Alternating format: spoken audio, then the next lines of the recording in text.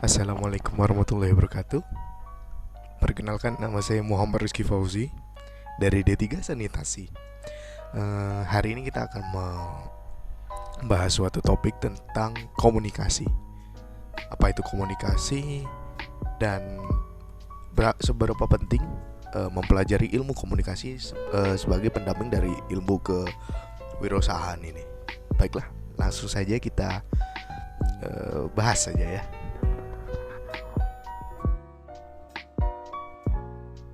Baiklah, apa itu komunikasi?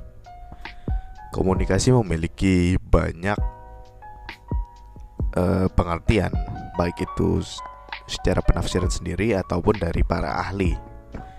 Baik, mungkin kalau menurut para ahli, salah satunya adalah menurut Everett M.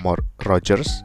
Menurut Everett M. Rogers, pengertian komunikasi adalah proses pengalihan ide dari suatu sumber ke satu penerima atau lebih dengan tujuan mengubah tingkah laku. Kemudian dengan James A.F. Stoner memberikan pengertian komunikasi adalah suatu proses pada seseorang yang berusaha untuk memberikan pengertian informasi dengan cara menyampaikan pesan kepada orang lain. Dari dua pengertian ini kita mendapatkan kesimpulan bahwa komunikasi adalah langkah yang dilakukan oleh manusia untuk memberikan informasi, menyampaikan informasi, atau mengubah informasi tersebut agar penerima dapat menerima apa yang kita sampaikan. Dalam artian mereka mengetahui baik secara verbal ataupun nonverbal, yang mana secara sederhananya komunikasi dapat terjadi apabila ada kesamaan antara penyampaian pesan dan orang yang menerima pesan. Oleh sebab itu, komunikasi bergantung pada kemampuan kita untuk memahami satu dengan yang lainnya, atau dalam bahasa Inggrisnya, communication is depends on our ability to understand one another. Pada awalnya komunikasi digunakan untuk mengungkapkan kebutuhan organis. Sinyal-sinyal kimiawi pada organisme awalnya digunakan untuk reproduksi. Dalam bentuk awal komunikasi seperti hewan yang mengeluarkan suatu zat kimia yang mereka melakukan komunikasi bahwa mereka siap untuk melakukan reproduksi. Namun seiring dengan evolusi kehidupan, maka sinyal-sinyal kimiawi primitif yang digunakan dalam berkomunikasi juga ikut berevolusi dan membuka peluang terjadinya perilaku yang lebih rumit seperti tarian, kawin pada ikan. Itu contohnya. Ataupun dari manusia yang awalnya cuman menggunakan gerak-gerakan atau menggunakan gambar dalam berkomunikasi pada masa prasejarah, praaksara, kemudian berkembang menjadi sebuah tulisan, yang kemudian tulisan itu memiliki bunyi yang kemudian menjadikan verbal, perkataan, kemudian diikuti dengan ekspresi. Itulah cara berkomunikasi yang awalnya mulai dari yang sederhana, kemudian mengarah ke yang lebih kompleks untuk menyampaikan suatu informasi atau kehendak atau penyamaan persepsi terhadap satu dengan yang lain.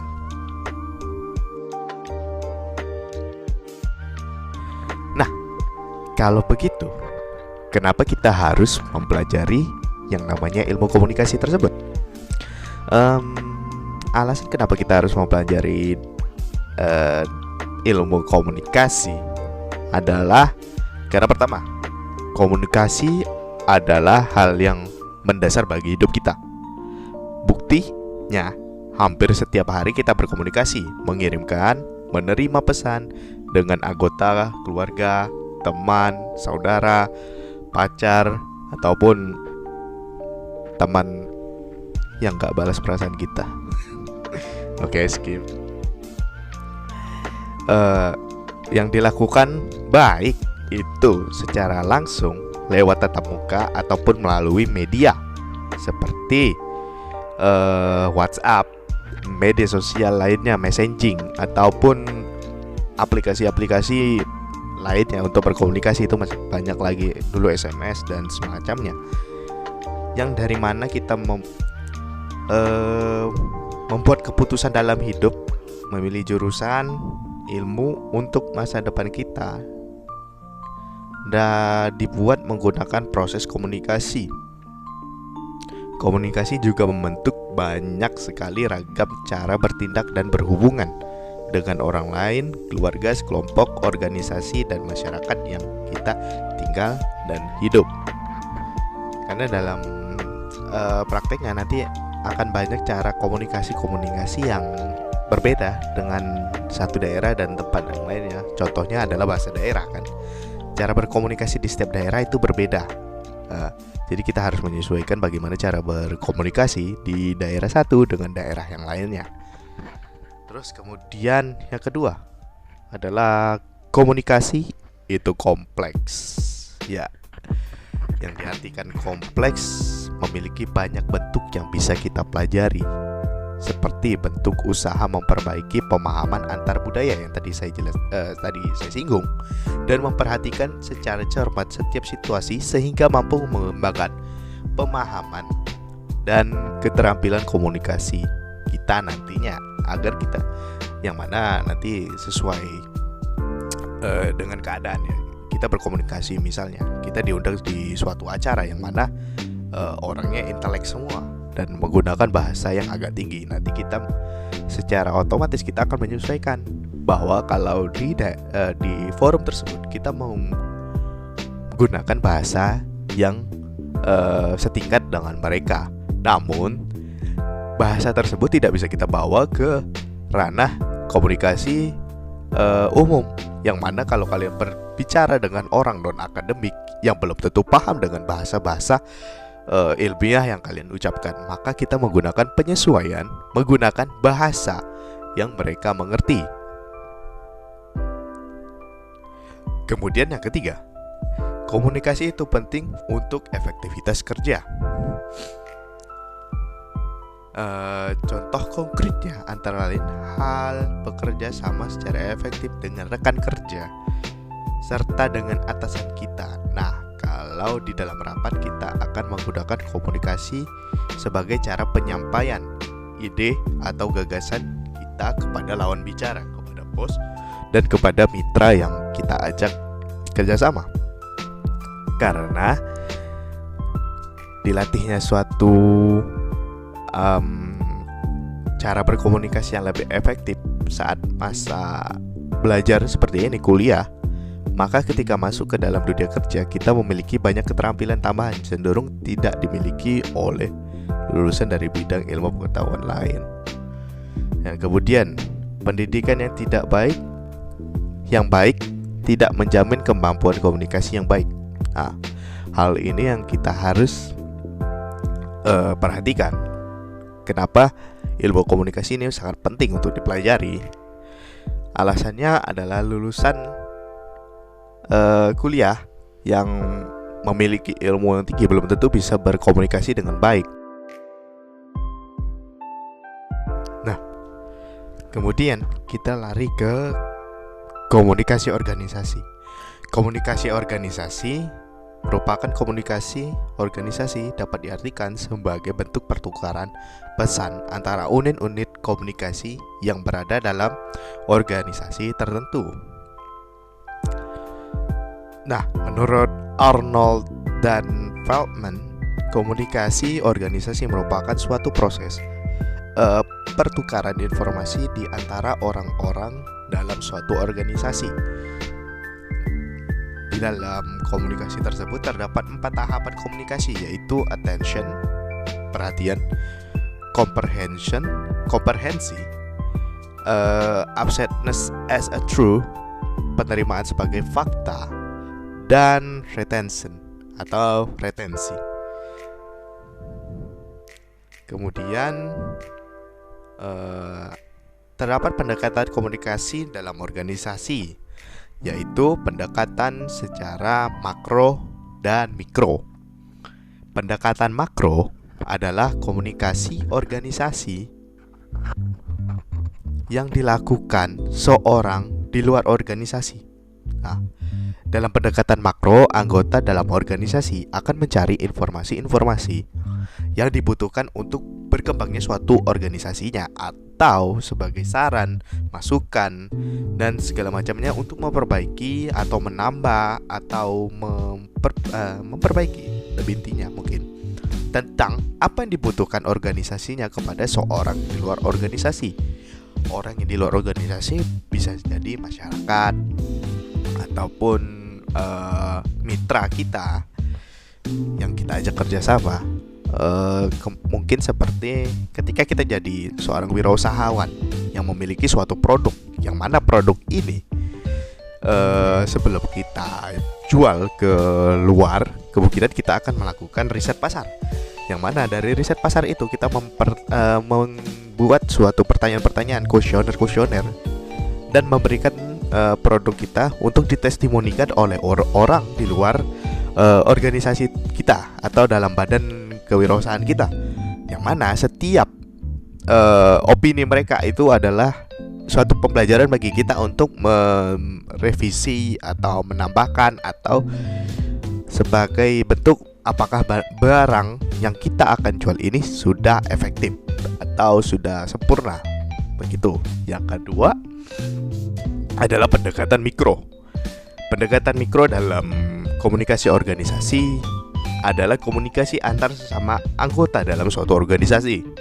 Dalam hal ini sesama anggota dan bagian dalam organisasi saling berkomunikasi sehingga menimbulkan kesan kerja yang baik. Nah, pendekatan mikro ini dalam organisasi itulah yang tadi betapa pentingnya bahwa komunikasi itu diperlukan sehingga akan menjalin sebuah kerjasama yang mana akan menghasilkan hasil kerja yang baik. Dengan komunikasi yang baik, maka akan terjalin kerjasama yang baik. Kerjasama yang baik akan menghasilkan produk-produk yang berkualitas.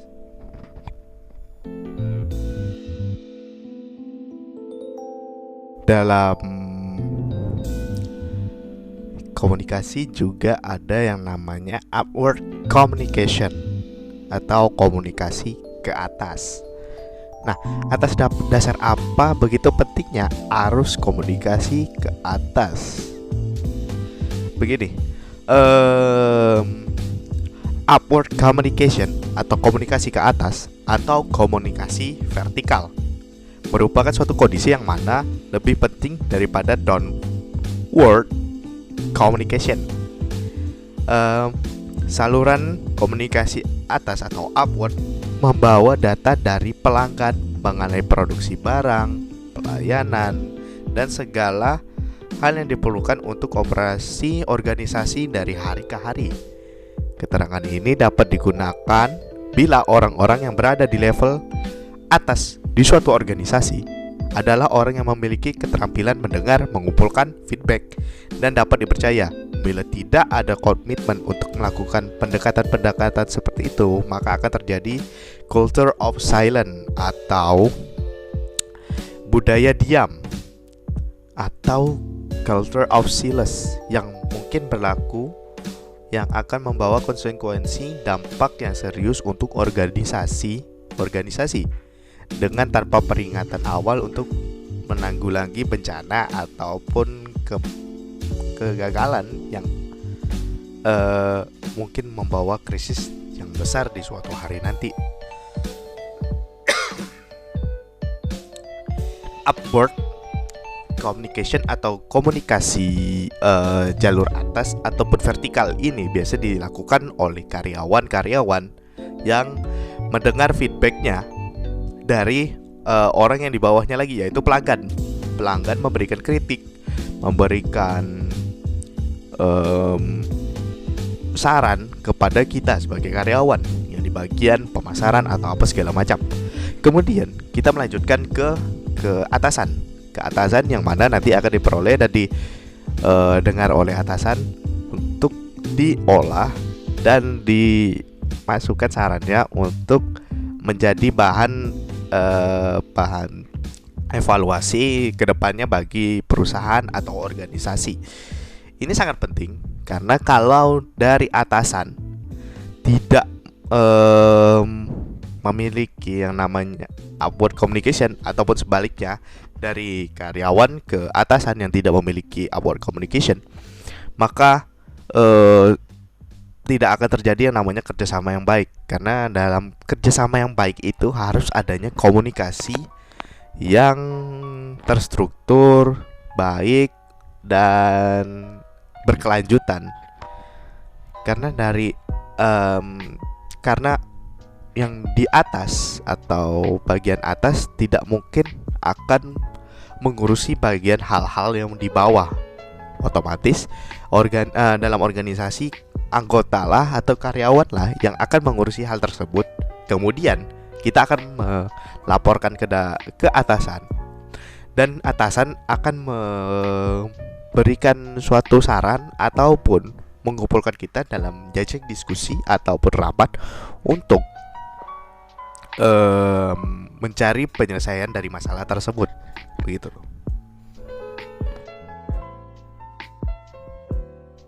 Setelah kita membahas semua yang di atas tersebut, kemudian kita akan membahas hal yang paling penting di akhir ini, yaitu strategi apa yang harus diperhatikan agar dapat terjadi komunikasi yang efektif.